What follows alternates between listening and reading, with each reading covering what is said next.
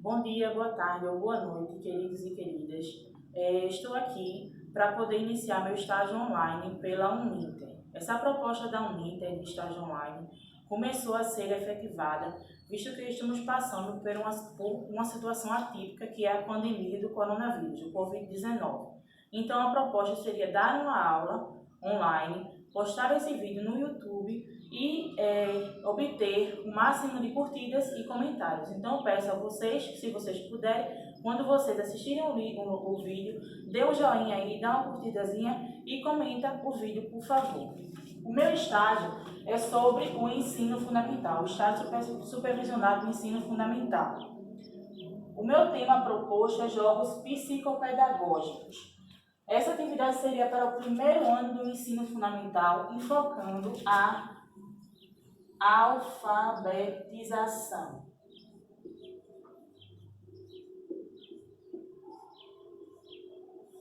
De acordo com a Base Nacional Comum Curricular, BNCC, os jogos psicopedagógicos são uma forma muito viável de ensinar crianças, visto que um professor, para dar aula, para ele se direcionar a um certo alunado, ele tem que primeiro se adequar àquele alunado. Ele tem que ver qual a maneira melhor dele ensinar para aqueles alunos.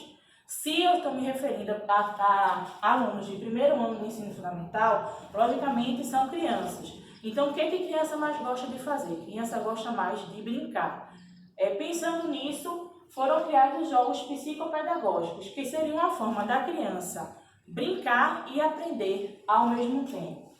Nós temos a ludopedagogia, que seria a forma lúdica de utilizar a pedagogia, de se aprender. Na etapa da infância, onde tudo são brincadeiras e onde nossas preocupações são mínimas, é essencial que o ambiente de aprendizagem seja saudável e lúdico. Quando um professor se direciona a lecionar para um alunado, ele primeiro precisa entender do que aquele alunado gosta. O professor precisa saber o que vai chamar a atenção daqueles alunos e, a partir disso, criar a sua aula e tentar chamar a atenção da melhor maneira possível para todos. Na infância, etapa de muitas brincadeiras e mudanças, a aprendizagem precisa ser baseada em jogos e atividades que tenham a ver com a realidade dos alunos.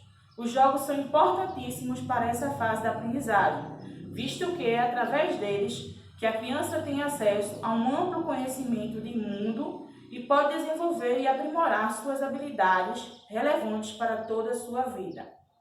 Os jogos lúdicos, eles além de divertidos, possuem um poder de incentivar o raciocínio da criança, ou seja, através daquela brincadeira, a criança vai ser instigada a raciocinar, usar seu raciocínio lógico para poder desenvolver a atividade. Através dele, a criança aprende também, ensina a criança a ter uma boa convivência. Os jogos normalmente são dispostos a uma sala de aula, onde tem vários alunos, e a proposta da atividade sempre é uma proposta coletiva. Então, a partir dali, ele vai também trabalhar a convivência com os demais alunos, porque a escola é o local onde a gente mais se adapta à sociedade. Nós temos nossa primeira escola, que é dentro de casa, e nossa segunda escola, que é aquele local, espaço, onde a gente vai aprender conhecimentos escolares e conhecimentos de mundo também. Ou seja, na escola a gente convive com pessoas diferentes, de culturas diferentes, de etnias diferentes. Na escola a gente aprende a conviver com as diferenças. Através dos jogos pedagógicos a gente também aprende a conviver com o outro. É uma forma também de convivência.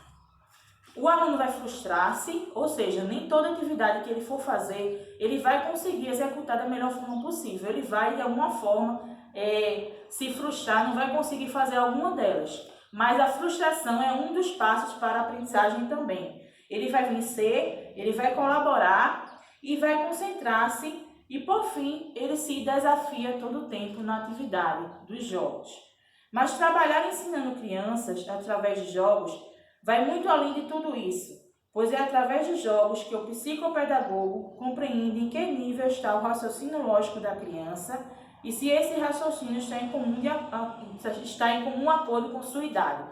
Ou seja, o psicopedagogo, ele pode atuar tanto numa clínica ou em uma instituição de ensino, e ele vai, a partir dos jogos psicopedagógicos, que é uma forma dele fazer essa análise, ele vai analisar a criança, a partir daqueles jogos, e vai perceber se a criança realmente ela está aprendendo de acordo com a sua idade, se as capacidades cognitivas e habilidades que a criança tem estão relacionadas à idade série que ela possui, se ela está apta a estar numa sala de aula regular e se ela está acompanhando aquele ensino como as demais crianças que deveriam acompanhar de forma adequada, de acordo com sua idade. Por exemplo, eu vou fazer um jogo psicopedagógico com nível de ensino de primeiro ano para um aluno que está ingressando no primeiro ano, para eu perceber se aquele aluno realmente ele está, o nível dele está de acordo com a série dele ou se ele está atrasado ou adiantado de acordo com o nível série que ele ocupa. O psicopedagogo é um profissional que trabalha tanto em clínicas como em instituições de ensino, como eu aqui já falei. Ele possui, por estudos, processos de aprendizagem. Sua atuação no meio da aprendizagem se baseia em fornecer aos que vão aprender meios de melhor acesso ao conhecimento e também estimular o uso de novas e diversificadas habilidades e competências para se formar aprendizagem de conhecimentos. Ou seja, o psicopedagogo está em constante aprendizagem, está em constante desenvolvimento, ele está se capacitando a todo momento para que ele consiga atingir da melhor forma possível a criança, o aluno, para que ele consiga aprender realmente, ver realmente se aquele aluno ele está se desenvolvendo da forma normal, certo? Dita normal, né? Porque a gente sabe que, vamos abrir um parêntese aqui e dizer que não existe forma normal ou anormal de aprendizagem. Existem crianças e crianças. Nós não podemos julgar uma criança só pela sua capacidade que ela desenvolve na sala de aula. Algumas crianças elas têm uma facilidade maior de aprender, outras crianças têm uma facilidade mais lenta de aprender. Agora, claro que cada série ela tem as habilidades e competências que aquela criança deve possuir para estar naquele ano. Por exemplo, eu tenho um aluno de primeiro ano, esse aluno tem que saber habilidades e competências de um aluno de primeiro ano. Mas também eu tenho que olhar com relevância o fato de que possuem alunos que se desenvolvem de uma forma mais rápida e alunos que desenvolvem de uma forma mais lenta. E essa é a graça da sala de aula. Não temos salas homogêneas. A maioria das salas do nosso país são as salas heterogêneas, ou seja, são meninos e meninas de pensamentos diferentes, culturas diferentes. Então, essa é a graça de ter a sala de aula heterogênea. É que essas culturas e ideias e posicionamentos que vêm já da sua família, que ele leva para a sua vida escolar, sejam vinculadas e que haja uma troca de experiências, de conhecimento através dos alunos. Nós, como seres humanos, aprendemos mais na diferença, na diversidade. Se tivermos salas homogêneas, eu creio que não há aquela aprendizagem tão efetiva quando se eu tenho salas heterogêneas, onde os alunos eles são a todo tempo trabalhados a conviver com a diferença, a viver em sociedade. Os jogos como recurso de aprendizagem. O jogo é um recurso de muita importância e de muito interesse dos professores, visto que a sua importância está vinculada ao desenvolvimento do ser humano em uma perspectiva social, criativa, afetiva, histórica e cultural. Os jogos vão desenvolver a criatividade da criança, vão desenvolver a sua afetividade, vão desenvolver o seu meio social, porque, como eu já aqui falei, as professoras de ensino infantil e fundamental 1 e 2, se forem fazer alguma atividade com jogos, elas logicamente vão fazer com a sala toda, se entrosando com todo mundo. Elas não vão especificar só um aluno para que ele desenvolva aquela atividade. Até porque todo professor em sala de aula não deve ter predileção por aluno algum. Ele deve sim saber que há alunos que se desenvolvem melhor, com mais facilidade, há outros que não. Mas eles devem sempre tratar todos da mesma maneira. da melhor maneira possível. A gama de oportunidades que são oferecidas às crianças através dos jogos garante suas potencialidades e sua afetividade andem juntas. Garante que sua potencialidade e afetividade andem juntas. Dessa forma, pode-se dizer que o jogo é relevante não apenas para incentivar a imaginação nas crianças, mas também para ajudar no desenvolvimento de habilidades sociais e cognitivas. Vamos falar novamente sobre a ludopedagogia. Cristiano Siebes, ele relata, abre aspas, a ludopedagogia é um segmento da pedagogia dedicado a estudar a influência do elemento lúdico na educação. Destaco que não se trata apenas da inserção da brincadeira para pura e simples. Ela é uma ferramenta para propósitos pedagógicos dentro das diretrizes educacionais vigentes. Fecha aspas. Então, ou seja, é uma forma lúdica de trabalhar a educação. E já foi se percebido, já foi visto que essa forma lúdica, ela é bem aceita pelas crianças e tem dado resultados bem positivos. Segundo a Base Nacional Comum Curricular, BNCC, a educação infantil precisa promover experiências nas quais as crianças possam fazer observações, manipular objetos, investigar e explorar o seu entorno, levantar hipóteses e consultar fontes de informação para buscar respostas às suas curiosidades e indagações. Assim, a instituição escolar está criando oportunidades para que as crianças ampliem seus conhecimentos do mundo físico e sociocultural e possam utilizar no seu cotidiano. Então, existe melhor forma do que incentivar observações, manipular objetos, investigar, explorar o entorno do que fazer uma atividade lúdica com as crianças? E uma dessas atividades lúdicas são os jogos psicopedagógicos.